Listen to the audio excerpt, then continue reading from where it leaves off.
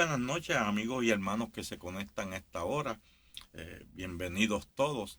Este es su hermano Nestalí Padilla, quien por la gracia del Señor son un ministro de la Asamblea de Dios y miembro del Templo Pentecostal Asamblea de Dios, que radica en la carretera estatal 862, en el barrio de Atoteja. Reciban un saludo de nuestro pastor, el reverendo Elías Torres, de su esposa Melisabel, de la Junta de Oficiales de nuestra iglesia, de la Iglesia en Pleno, y tenemos ayudándonos en los controles a Otto, a Jafa y a Heriberto, que ellos hacen posible que yo pueda llegar ante ustedes. Hoy pues vamos a hablar de libres de verdad, ya que pues hoy se conmemora el 4 de julio, ¿verdad? Y se habla de libertades y, ¿verdad?, del beneficio de una constitución que ha dado pues frutos mundiales. Muchos quieren ir a ese país para poder celebrar con ellos y con nosotros, que somos parte de los Estados Unidos, esa celebración, ¿verdad?, valga la redundancia, del 4 de julio. Pero somos verdaderamente libres.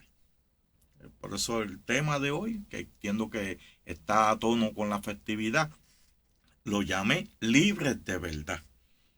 Vamos a hacer una palabra, vayan conmigo a hacer una palabra de oración, ¿verdad? Para que el Señor nos ayude a desarrollar el tema y que lo hagamos conforme a su voluntad y sea de beneficio, de bendición para todo aquel que tenga acceso al mismo, ¿verdad? A ustedes que están conectados y a los amistades de ustedes con quien ustedes lo compartan. Dios, te adoramos, Señor, te damos gracias, Padre, por esta oportunidad que nos da de traer un pensamiento de tu palabra. Ayúdame, Dios, para que lo haga conforme a tu voluntad, que sea de bendición, Dios, que sea cristocéntrica, que liberte, que sane, Dios, que sea un recurso de bendición para todo aquel que lo escucha ahora y luego, Señor, en las retransmisiones. Gracias, Dios, a ti doy toda la gloria porque a ti pertenece, Señor, en el nombre de Jesús. Amén, Señor. Amén. Bien, voy a usar como texto, ¿verdad?, como para un cimiento de lo que pienso traer, a Juan capítulo 8, versos 31 y 32. Juan capítulo 8, versos 31 y 32. Escucho pasando las páginas todavía. Y lee así la palabra en el nombre del Trino Dios. Dijo entonces Jesús a los judíos que habían creído en él: si vosotros permaneciereis en mi palabra, seréis verdaderamente mis discípulos, y conoceréis la verdad, y la verdad os hará libres. ¿Saben? Esta escena se da luego de terminada lo que los judíos llaman la fiesta de los tabernáculos, ¿verdad? Al otro día de haber terminado esa fiesta, se suscita esta escena en el templo, en el lugar de las ofrendas. Le habían traído al Señor una mujer que habían sorprendido en adulterio, pero le trajeron la mitad de la verdad, porque solamente la llevaron a ella y no a la otra persona, ¿verdad? Y la ley señalaba que habían que juzgarlos a ambos. Entonces, una persona no puede adulterar sola. Y la otra parte del adulterio no estaba. Luego de esto, el Señor les habla acerca de Él como la luz del mundo. Y lo que trae una controversia sobre lo que es un testimonio verdadero, a lo cual Jesús pone como testigo a sus obras, su ministerio, y al Padre que lo envió. Como resultado de esto, después de esta discusión, dice que muchos judíos creyeron en él.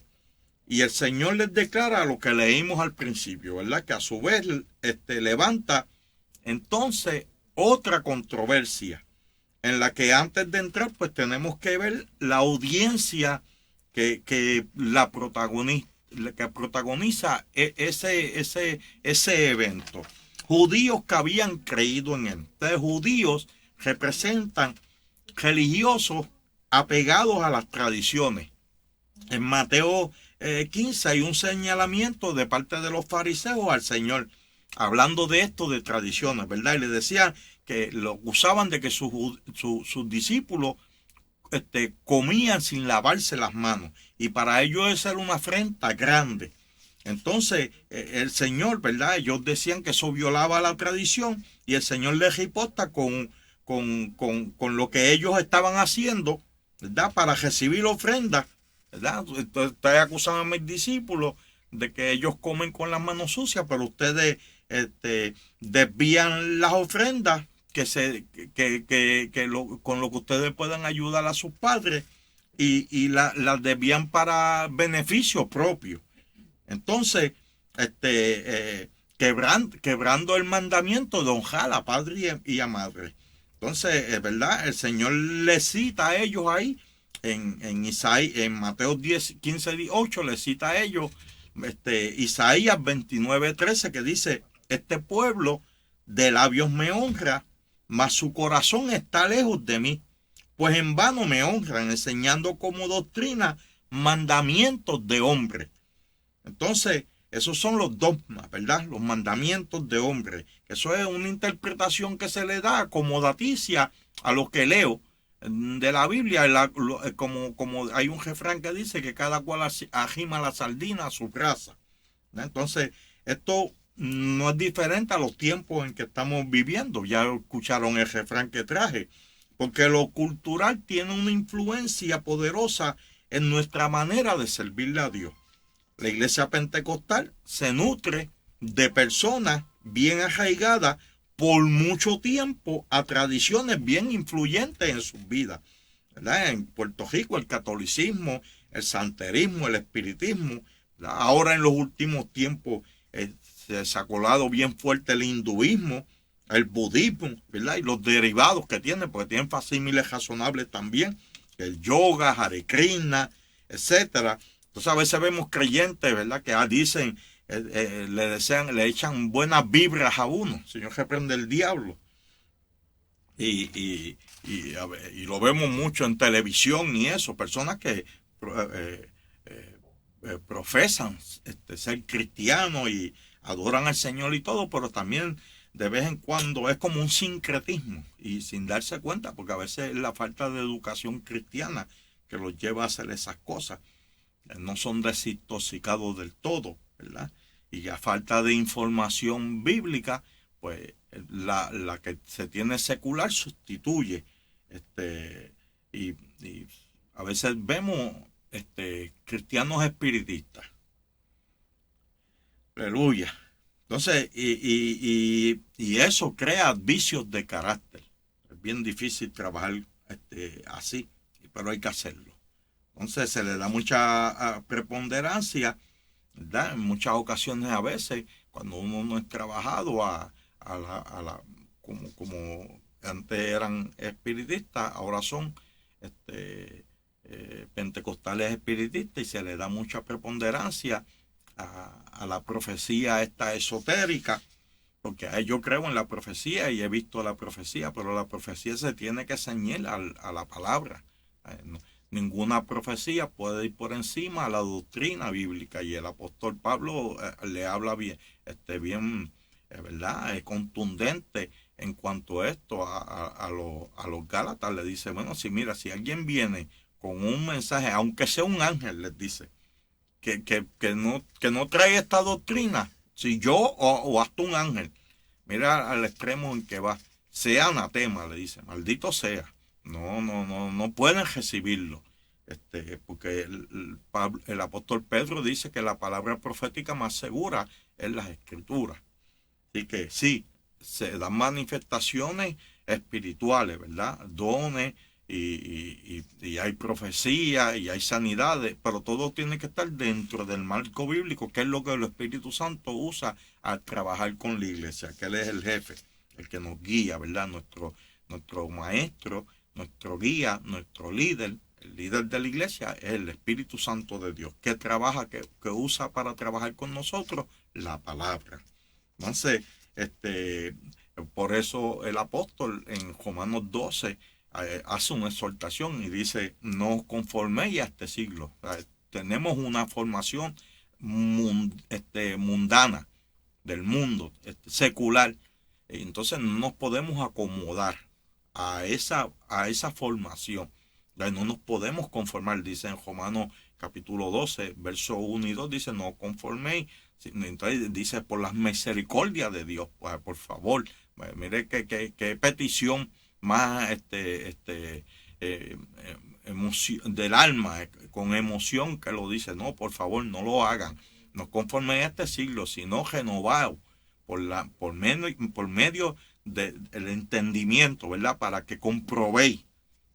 Entonces, ¿qué vamos a usar para renovar nuestro pensamiento, nuestro análisis, la manera de nosotros ver las cosas? La palabra. Y entonces dice que comprobamos la voluntad de Dios, que es agradable y perfecta. No se puede mejorar. Estamos en buen camino cuando es así. Pero tenemos en muchas ocasiones creyentes incrédulos. Ya. Creyentes incrédulos, ¿verdad? Estos son los que amablemente se llaman escépticos. Se le dicen escépticos ¿verdad? Es una palabra polite. Condescendiente, ¿verdad?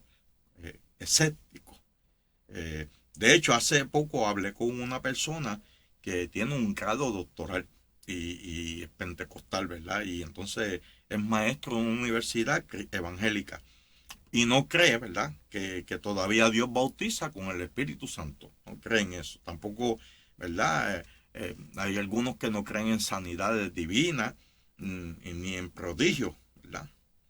Entonces, hay algunos que van más allá, no creen en la autoridad, en la infalibilidad de las escrituras. Entonces, no nos debe extrañar entonces, si son maestros, que sus estudiantes pues tengan estas cosas raras, ¿verdad? De vibras y cosas así. Yo digo eso y hasta, mío, sí, porque yo veo esas cosas y me da pena, porque son gente buena. Son gente que tienen deseo y tienen buenas intenciones. Pero, Dios mío, y la misma palabra dice, mi pueblo pereció porque le faltó conocimiento. Y si uno, mira, las medicinas son para sanar, pero un mal uso de las medicinas pueden traer muerte, pueden traer envenenamiento. Yo tomo, mira, una píldora dice, aspirina para bebé. 81 fue lo que me recetaron. El doctor me trató como un bebé. Y no me puedo turbar y tomarme dos, porque me puede hacer daño, porque lo que él entiende, de acuerdo a sus estudios, es que yo lo que necesito es una de 81, ¿verdad? Pequeñita, que se le dan a los bebés. Pues si yo me tomo dos o me tomo tres, me puede causar hasta la muerte. Un medicamento que está confeccionado para dar salud puede ser detrimental si se usa mal. Nosotros tenemos que saber usar bien, como Pablo le dijo a Timoteo, usa correctamente, ¿verdad? Las Sagradas Escrituras, porque te hacen sabio y pueden salvarte y pueden salvar a otros. Una mala interpretación de ella puede ser detrimental. Y eso era lo que hacían los fariseos. Por eso tenían enemistad con Jesús, porque Jesús se lo señaló a ellos. Pero en muchas ocasiones, esto yo lo he visto desde muchacho, cuando alguien quiere pues salirse con la suya, cuando lee la Biblia, luego inmediatamente dice, eso es lo que quiere decir.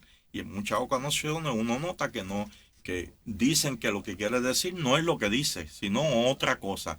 Y entonces traen unos postulados de interpretación, de que no es literal, que si no es y sí, ahí por eso es que hay un llamado a estudiar las escrituras, y estudiamos las escrituras y hay personas serias de Dios que conocen la historia, que conocen verdad, el ambiente político, cultural que existía en ese momento, que uno lo tiene que tomar en consideración.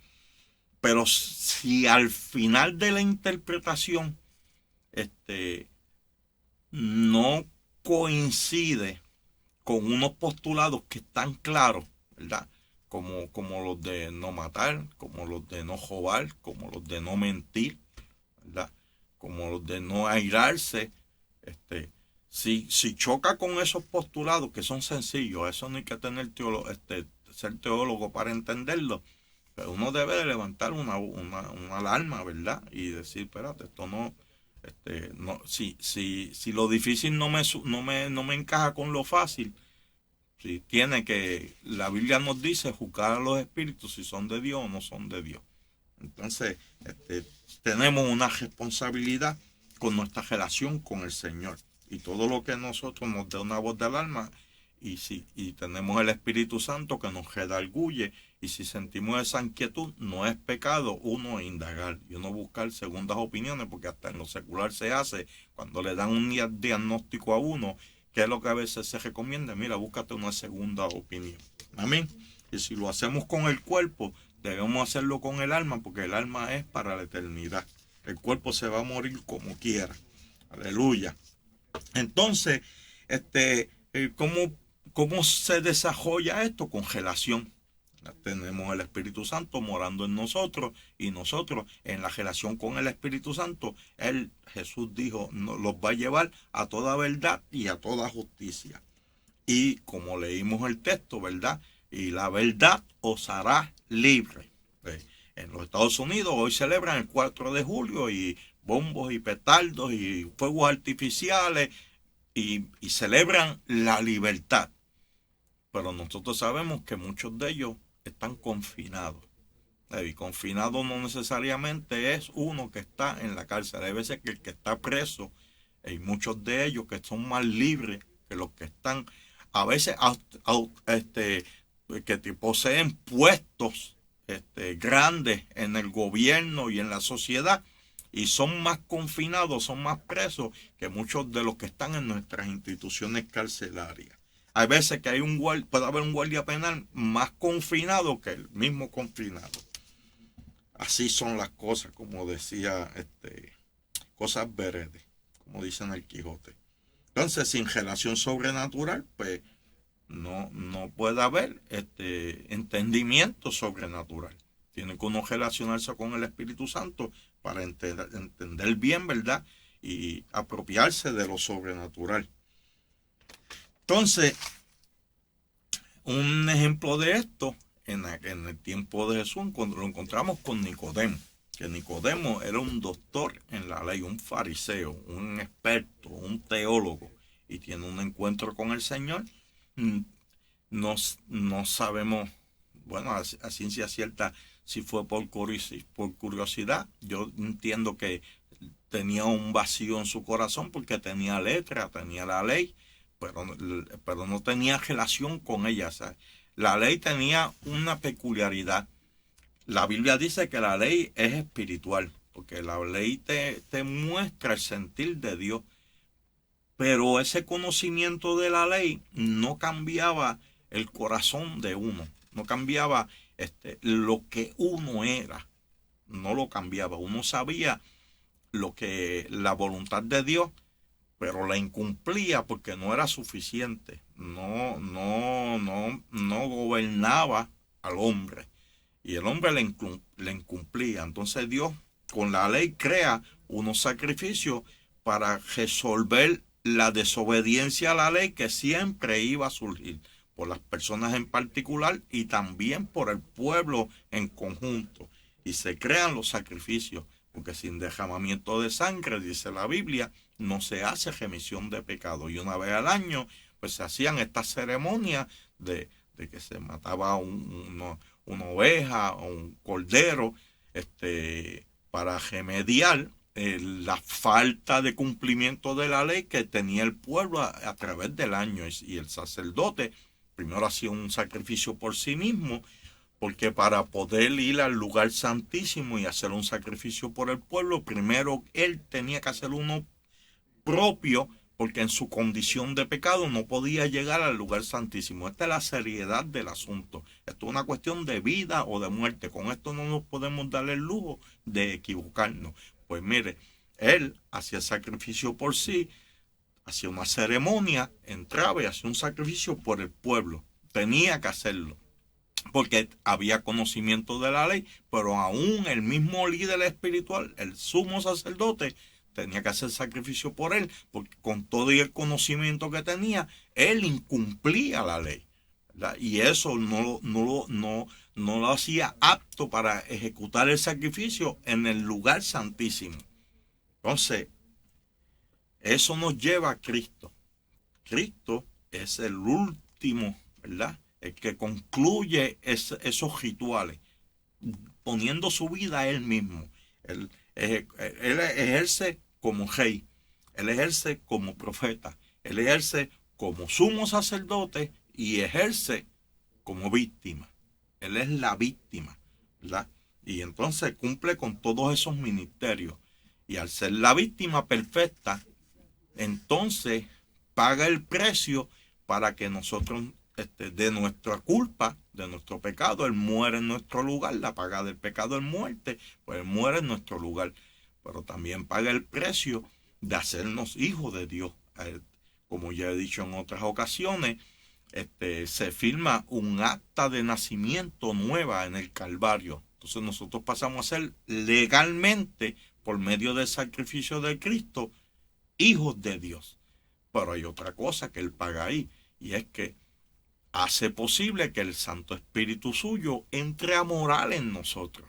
Y eso crea una relación sobrenatural, que ya con el Espíritu Santo en nosotros y con una relación con Él, nosotros podemos entonces entender las cosas que antes no entendíamos. Y podemos tener un comportamiento que Nicodemo, regresó a Nicodemo, un profesor, un exégeta, ¿verdad? Una persona, un doctor en la ley, no entendía cómo puede suceder algo en el ser humano que la ley, que para él era lo máximo, no podía hacer. O sea, como una persona, porque él entendía el precepto nuevo nacimiento, pero ¿cómo se puede dar eso? La ley, que es lo más grande que tenemos, no lo puede lograr. Y Jesús le dice, el que de cierto, te digo, que el que no naciere del agua y del Espíritu no puede entrar en el reino de Dios. Ese acto de nacer de nuevo, Cristo pagó el costo de ese nuevo nacimiento. Y ese nuevo nacimiento se complementa con la entrada de Dios Todopoderoso a vivir en la vida del creyente, en el creyente. Entonces ya pasamos a ser el templo de Dios, el templo del Espíritu Santo. Y se comienza a tener una relación con Él. ¿Y qué usa el Espíritu Santo? El Espíritu Santo utiliza la palabra para desintoxicarnos de toda esa información que nosotros tenemos cultural, tradición, que era lo que tenía el pueblo judío y que tenemos nosotros. Todas las naciones tienen sus tradiciones y tienen sus culturas, y la palabra de Dios está diseñada para desintoxicar toda esa formación que tenemos mundana, idólatra y egoísta, ¿verdad? Donde se nos forma de una manera de que tú primero, tú segundo, tú tercero, y ustedes que me están escuchando tienen que haber escuchado, valga la redundancia, eso en muchas ocasiones. En Cristo no es así, ¿verdad? En Cristo pasamos nosotros a ser siervos de Dios y a servir a los demás. Entonces Nicodemo veía lo imposible de un cambio así de radical, ¿verdad? Que la ley no podía hacer, pues no proveía, ¿verdad? Para ese cambio de mente. Era un cambio de manera de ver las cosas, era un cambio de análisis. Es demasiado radical. Y hoy en día sucede en muchas ocasiones. Ahorita hablé de los confinados, hay muchachos que llevan una vida por X o por Y de violencia, de delincuencia, llegan a una institución, ya ahí entienden que se acabó todo, que no hay futuro, no hay una luz al final del túnel, no hay nada más, y un día los invitan a la iglesia y yo, bueno, ya qué voy a hacer, pues van a una iglesia, escuchan la palabra de Dios, y la palabra de Dios es más poderosa de lo que muchos creen, ¿verdad? Y muchos de ellos son transformados. Y son transformados que, wow. Hoy vi en las noticias, no, esto fue hace un par de días fue, perdonen, pero cuando uno pasa a los 25 años le pasan estas cosas. Yo sé que yo vi en las noticias de unos confinados que se graduaron de la Universidad de Puerto Rico. A ver, pasan milagros delante de nosotros todos los días. Y yo, eso fue una noticia así que, y se aplaudió y goodbye Charlie, seguimos haciendo. No, eso fue un milagro. O sea, eso fue un milagro. Yo hace un tiempo atrás fui a una actividad que estaba este muchacho que le dicen Alex Trujillo, creo que es Alexander Cajillo. Y yo fui al Guasil y lo vi allí en la época que yo fui al Guasil, yo lo vi a ese muchacho. Y, y, y se ve como 20 años más joven de hace 20 años atrás. Se ve como 20 años más lindo, hermano. O sea, el rostro de ese muchacho brilla. O sea, usted ve a ese muchacho, él no tiene que hablar. Yo lo escuché hablar y yo vi la sabiduría y la unción como Dios lo usa. Pero el que lo conoció a él antes no lo tiene que escuchar hablar. Solamente con verlo uno sabe algo grande pasó en este muchacho. Es impresionante. Dios es real, hermano. Dios, solamente Dios, ¿verdad? Solo Dios. Entonces, Nicodemo no entendía eso, ¿verdad? Hay que nacer de nuevo, no solo creer, porque el creer, pues, te salva, porque la Biblia dice que el que cree en él, pues será salvo, y dice que se le dio potestad de a todo el que cree en él, hablando en el capítulo 1 del Evangelio según San Juan, dice, y todo el que cree en él se le dio potestad de ser hecho hijos de Dios. El requisito es creer. Pues amén. Pero tiene que uno ser trabajado, ¿verdad? Porque si uno no es transformado,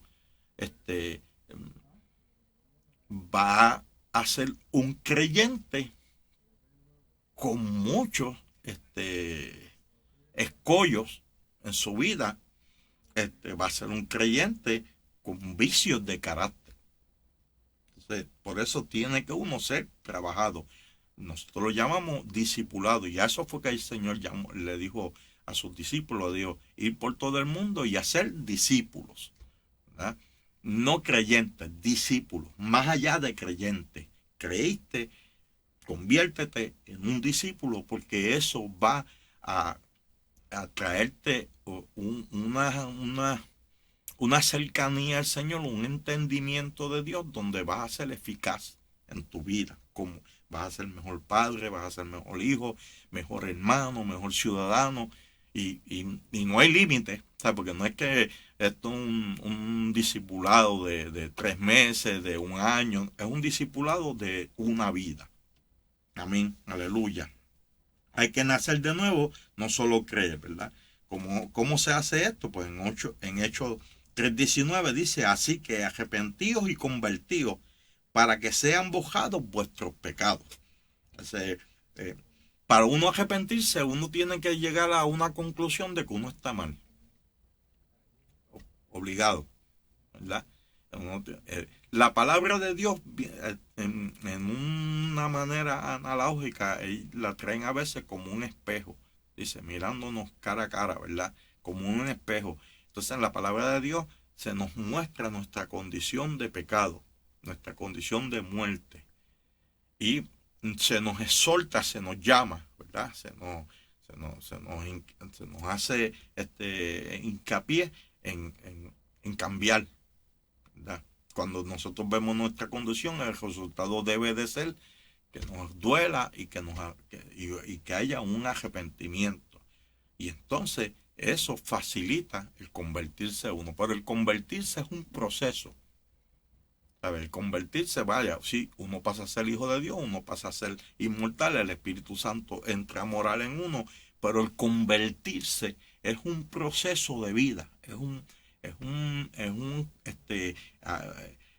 crecimiento paulatino que no va a terminar, hermano, porque si nadie, el que dice eso se engaña a sí mismo. No, yo no tengo nada que aprender ahí, no. Esto es de día en día, ¿verdad? Y mientras está en ese proceso de crecimiento, uno va bendiciendo a otros. Entonces, eh, en Marcos, ellos, cuando el Señor le dice, y conoceréis la verdad, y la verdad os hará libre, eso saca de la zona de confort a uno de ellos. Y ellos reaccionan, ¿verdad? Y le dicen, nosotros nunca hemos sido esclavos de nadie. Y se forma un encuentro. Mire, ellos comienzan en Mateo, en Juan capítulo 8, 31, es que comienza este evento. Y ya como 5 o 6 versículos más adelante dice que ellos estaban pensando matarlo. De creyentes a asesinos. Cuando uno no es trabajado, uno puede pasar de salvo a, a enemigo de Dios. No a inconverso, apartado, no. A enemigo de Dios. Esa capacidad la tenemos. Por eso es urgente el ser trabajador, el ser discipulado. Estas personas que estaban aquí, allí se pararon en la de ellos, ¿verdad? Y dijeron, no, nosotros nunca hemos sido esclavos de nadie. Cuando uno estudia la historia del pueblo judío, uno ve que ellos fueron esclavos en Egipto, ellos fueron esclavos de Babilonia, ellos fueron esclavos de los medo-persas, ellos fueron los griegos, los dominaron. En ese momento en que ellos, que se da esta discusión, Roma los gobernaba. Pertenecían al gobierno romano.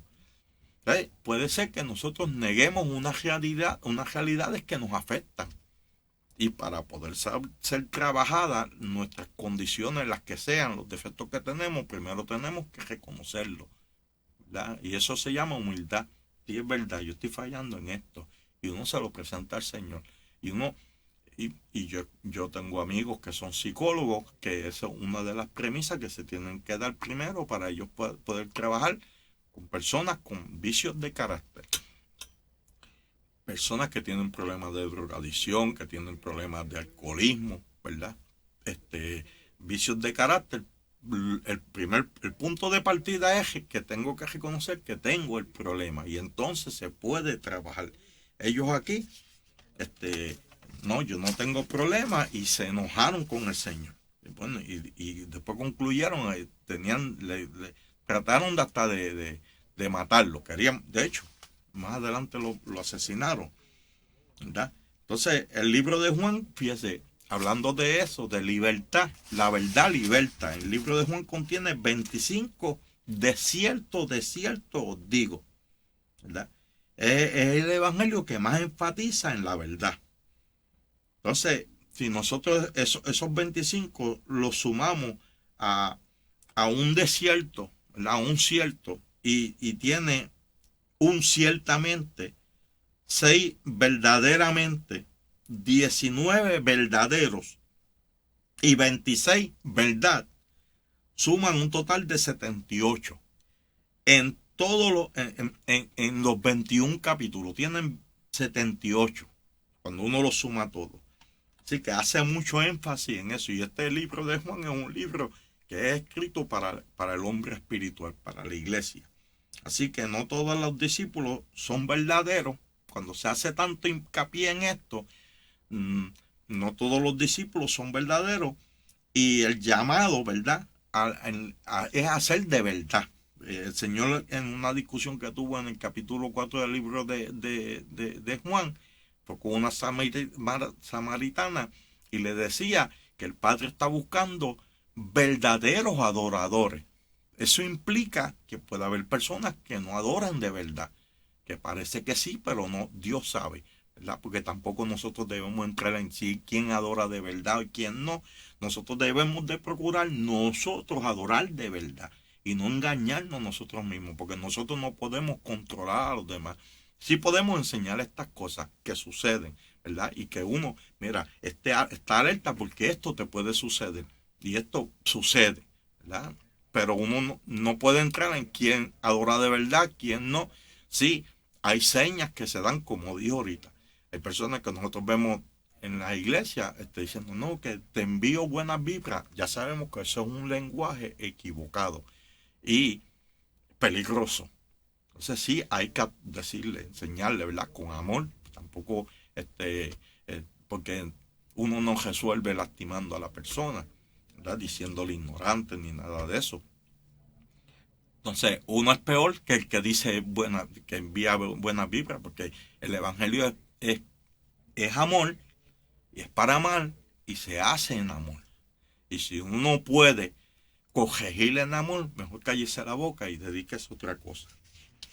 ¿Cuánto la adoran? ¿Verdad? Y iba a decir, perdónenme por lo que dije, pero yo estoy hablando con una cámara. El libro de Juan contiene eso, ¿verdad? Entonces, conocer la verdad nos hace verdaderos adoradores. Juan 4:22 dice, vosotros adoráis, le dijo el Señor a la mujer samaritana, lo que no sabéis, nosotros adoramos lo que sabemos. Para adorar bien a Dios hay que conocerlo bien, porque yo llevo 31 años de casado y sé lo que le molesta a mi esposa y lo que le agrada. En ese tiempo aprendí. De hecho, por eso hay un periodo que se supone de noviazgo, que es para que uno vaya aprendiendo a conocer a la persona, ¿verdad? Que a veces uno llega a ser novio porque uno tiene sus trucos. Y esos trucos a veces pues funcionan, ¿verdad? Y por eso hay novios. Pero después que uno es novio, tiene un periodo de tiempo para conocerse mejor, porque eso debe desembocar en un matrimonio. Y mientras mejor uno se conoce, uno evita hacer unas cosas que molestan a la persona. Y en muchas etapas de la vida y en muchas cuestiones de la vida se da eso. Mire, ahora mismo en el torneo que acaba de terminar de la NBA, había un equipo que se esperaba, era de los favoritos para ganar el campeonato. El equipo de los Nets de Brooklyn, que tiene dos de los mejores jugadores, y en aquel momento cuando llegaron a tener tres de los mejores jugadores del NBA.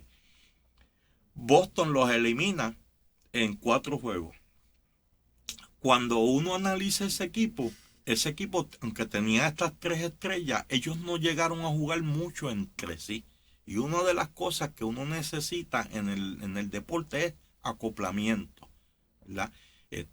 Y uno, en el baloncesto, es un juego veloz, y uno debe de tener ya un sentido, ¿verdad? De dónde está fulano, cómo juega fulano, y mientras mejor uno se conoce, uno a veces ni mira y ahí está la bola y por ahí viene él porque ya uno lo conoce. Y mientras, pues, por eso no está, ellos son buenos jugadores, pero no estaban engranados, porque en la temporada regular no jugaron muchos juegos entre sí.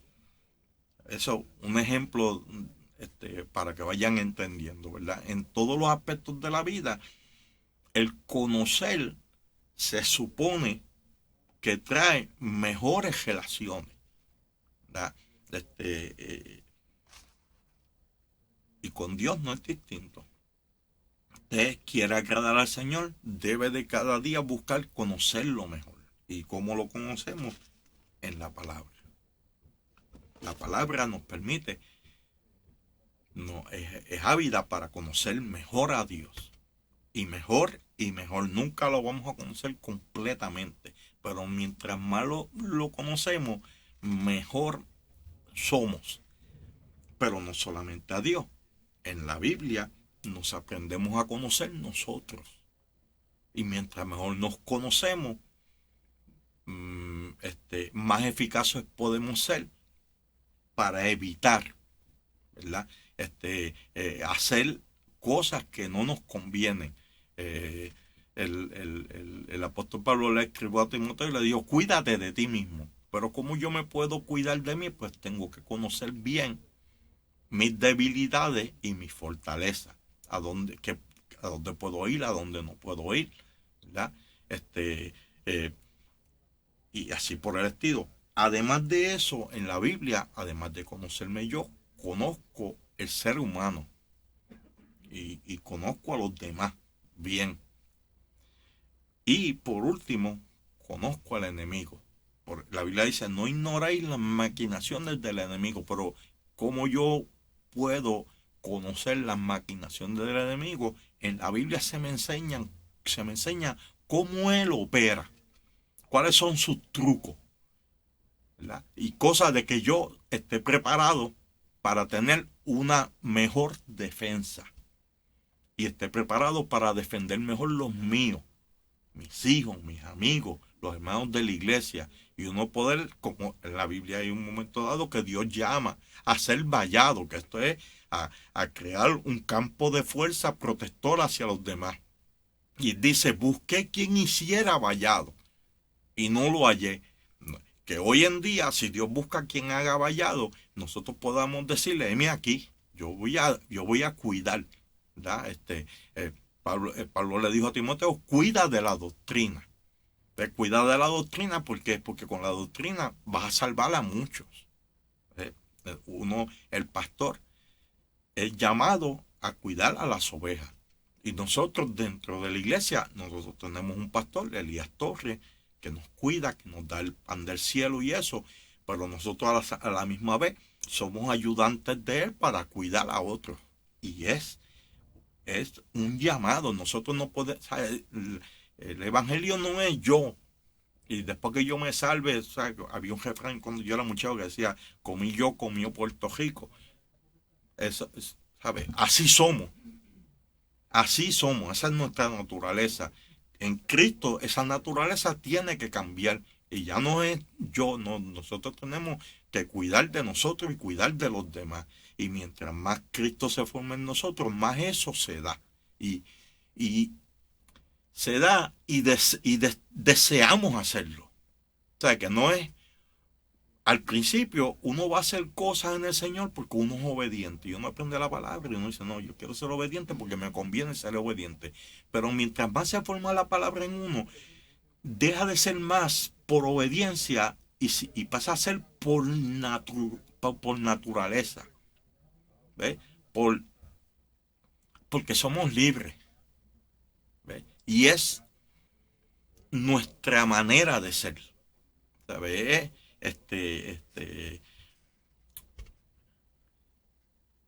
Es como un reflejo espiritual. Así somos, lo hacemos así, porque es nuestra manera. Es como somos. Somos espirituales y el espiritual hace cosas del espíritu.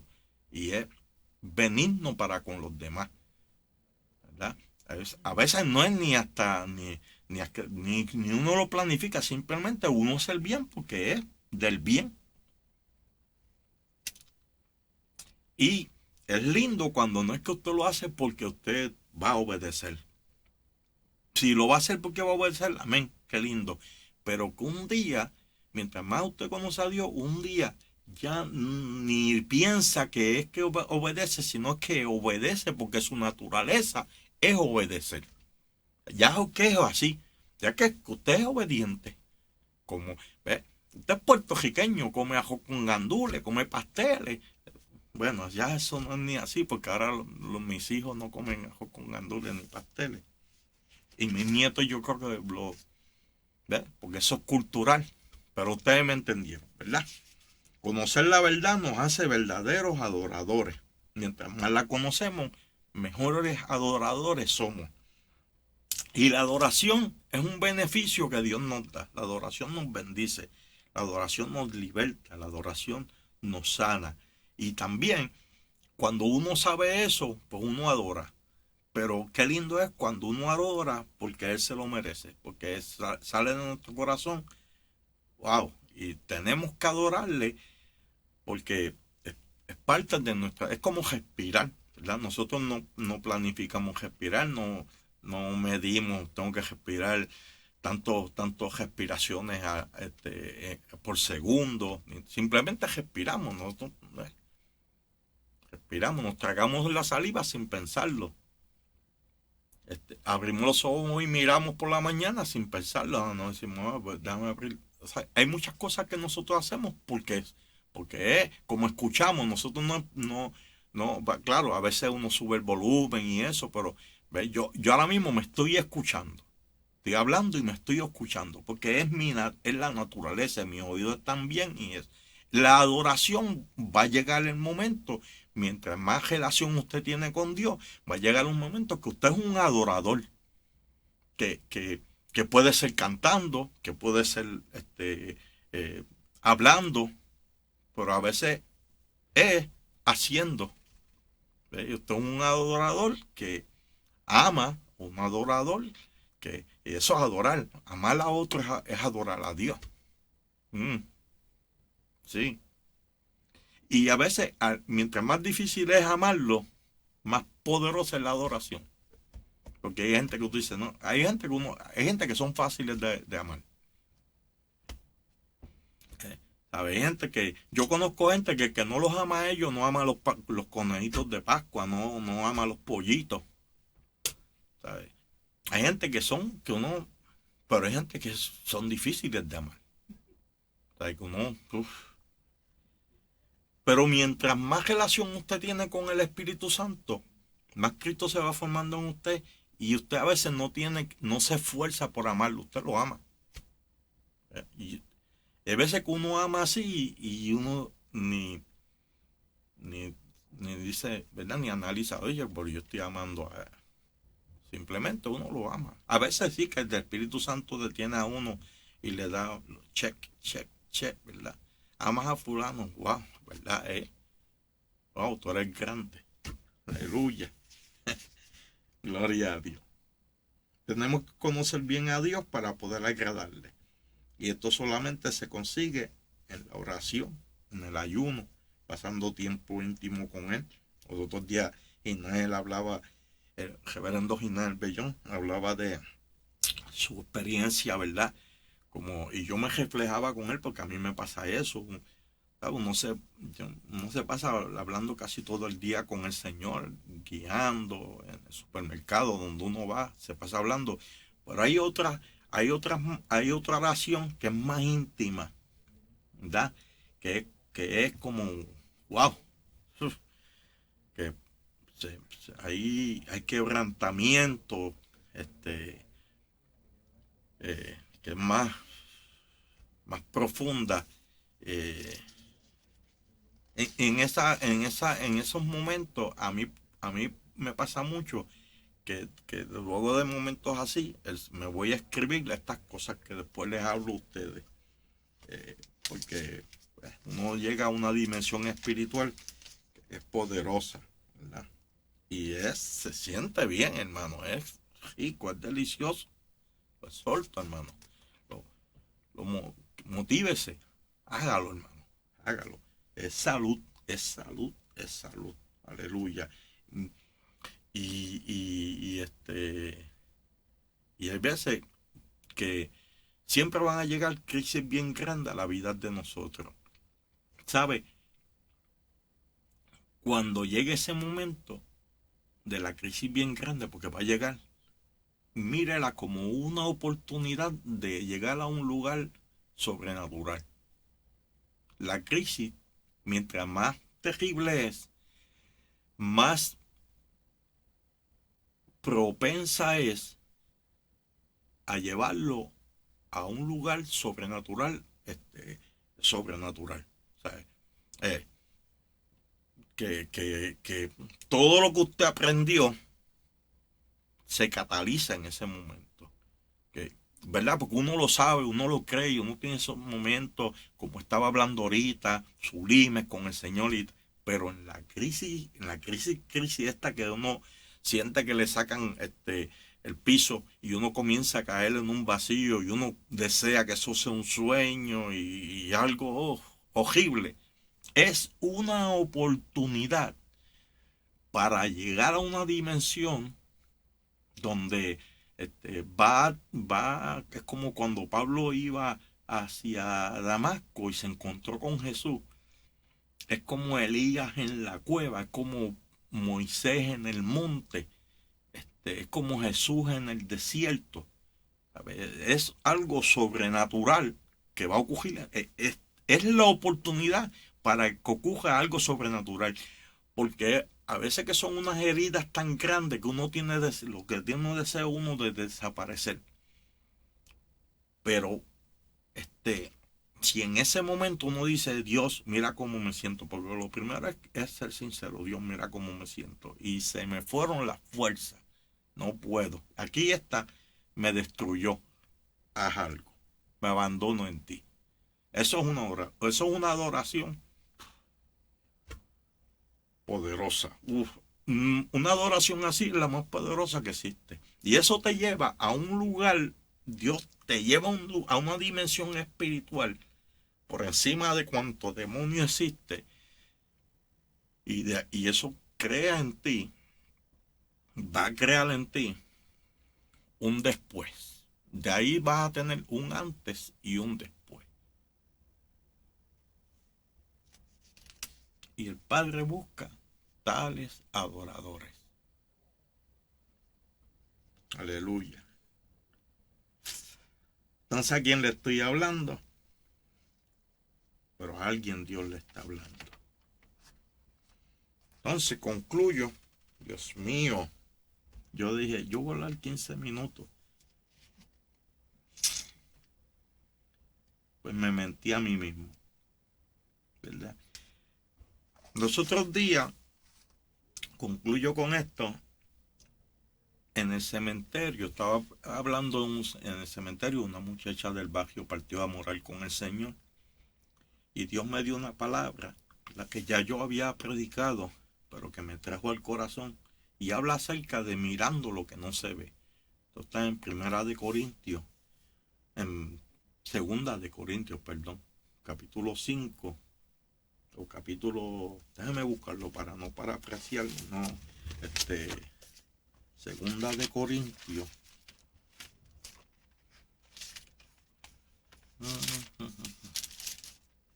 Segunda de Corintios, creo que es 4:18. Aleluya. Segunda de Corintios 4:18 dice, no mirando nosotros las cosas que se ven, sino las que no se ven. Pues las cosas que se ven son temporales, pero las que no se ven son eternas. Los momentos de crisis están confesionados, tienen la capacidad de llevarnos a nosotros a ver las cosas que no se ven. Son tan terribles que son como la puerta para entrar en una dimensión, ¿verdad?, sobrenatural, donde nosotros vamos a ver lo que de otra manera no podríamos ver. La Biblia hay un llamado en la Biblia aquí a que nosotros miremos las cosas que no se ven. Y entonces, porque son eternas. Y no necesariamente, ¿verdad?, son las cosas del cielo, porque también podemos ver las cosas que no se ven que llevan a la perdición. Entonces, Dios me dio una palabra. Hay una película que se llama Matrix, que tiene una escena donde se le dan dos pastillas. Hay una pastilla azul y una roja. Yo no sé cuál es la que es, pero yo sé que una de ellas lleva al personaje a entrar en otra dimensión, a ver lo que no se ve. El evangelio es esa pastilla. La palabra de Dios es la pastilla que si te la tomas palabra de Dios, come palabra de Dios, y la palabra de Dios, cuando eres dócil a ella y a la obra que el Espíritu Santo quiere hacer en tu vida, tiene la capacidad, ¿verdad?, en ese sometimiento, a comenzar a ver las cosas que no se ven, las que matan y las que son poderosas en Dios. Lo otro es no tomarte la pastilla y seguir tomándote la que da el mundo. Que la que da el mundo es fama, beneficio, con quién me voy a casar, la casa que voy a comprar, que muchas de esas cosas pues uno las hace y son importantes, y eso, los estudios que voy a tener, pero ahí vives en lo natural y te va a pasar lo que le pasa a todo el mundo, ¿verdad? Vivir en lo natural, y uno es un creyente natural que cuando muera se va para el cielo. Pero ¿a quién afectó? ¿A quién trajo a los caminos del Señor? Cuán eficaz uno es defendiendo a sus hijos, porque uno tiene hijos, uno tiene familia, que uno quiere ser este, eficaz con ellos, ¿verdad? Uno ser eficaz en la iglesia, porque lo podemos ser y a eso somos llamados. Dios no quiere que nosotros seamos, no, salvo y sálvate y ya, no, Dios. Bueno, hay personas que solamente van a hacer eso, como el ladrón en la cruz se salvó y está en la presencia del Señor. Amén, gloria a Dios, qué bueno, pero qué bueno sería que uno ayudara a otros a salvarse. Las cosas que no se ven nos van a llevar a nosotros a ser eficaces en el Señor. Termino, para que me amen más, ¿verdad? Porque ahora mismo yo soy uno de los difíciles de amar, porque los muchachos ya están ahí y es tarde. Padre, te adoramos, Señor. Te damos gracias, Dios, por esta palabra que me has permitido compartirla en esta noche. Tuya es, Dios. Que llegue a un lugar fértil, Señor. Que sea de bendición, Padre. Oh, Señor, que abramos las puertas para ser discipulados, Señor. Que te adoremos en espíritu y en verdad, que seamos, Señor amado, ecuánimes, Dios, y entendiendo qué cosas debemos de dejar de practicar y cuáles debemos de comenzar a hacer, Señor. Que seamos verdaderos adoradores, Señor. Que seamos eficaces, Señor. Que seamos un recurso, Dios mío, en la iglesia, en donde quiera que estemos, Señor. Que podamos ser de bendición, Señor. Ayúdanos, Dios, a que seamos libres de verdad, Padre. Gracias, Dios. En el nombre de Jesús. Amén, Señor. Amén. Bueno, Dios les bendiga. Mañana, martes, nos tenemos culto a las 7:30 de la noche. Es presencial, ¿verdad? Se transmite, pero es presencial y en presencia mejor. Están todos invitados. Dios les bendiga y la iglesia está en victoria. Bendiciones.